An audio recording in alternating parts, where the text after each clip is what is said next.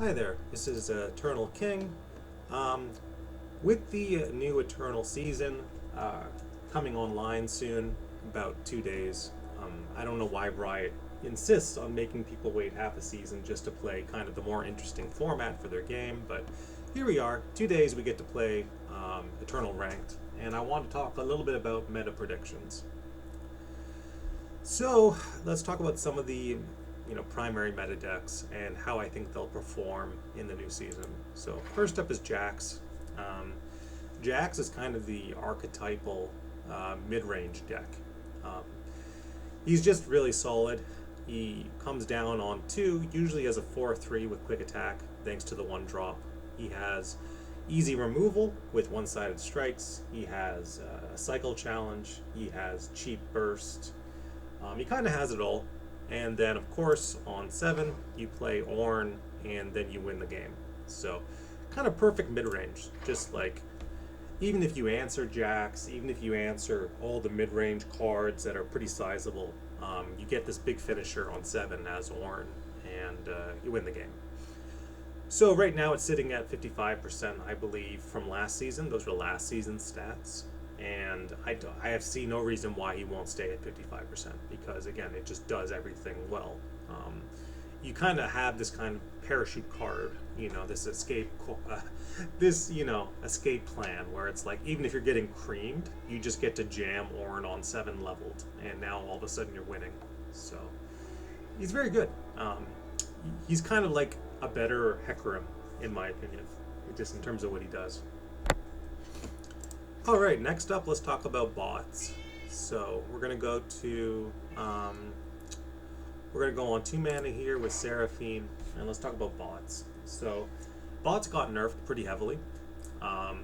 The main cycle card they would use to grab bots was increased to 3 mana from 2 mana, and also bots was decreased from 6/6s to 5/5s. So they're basically Yetis now with quick attack. That's pretty important. That's a pretty big deal.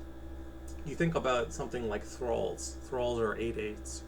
And if you had a bot and you want to block with a Thrall, all you would have to do is Mystic Shot the Thrall, and then the bot would literally trade into it for free. And so the stat decrease is definitely relevant, and it's also relevant when you're setting up lethal and pressuring on attacks and things like that. So really happy to see this deck get nerfed. Do I think it's a bad deck with those 2 nerfs? Probably not. Maybe it'll just be healthier. Maybe it'll sit at that 55% along with Jax. So now it's about as good as Jax is. So they're like tied for first place decks now. So really happy to see that change. It was a bit toxic, just with its plan of like ping, ping, ping, and then play big stuff at the end. And it was almost like it existed in this weird realm between like a control deck and also a heavy board presence deck, when usually you get to choose between one or the other, and so it was kind of cheating in that sense. Other good decks that we can talk about,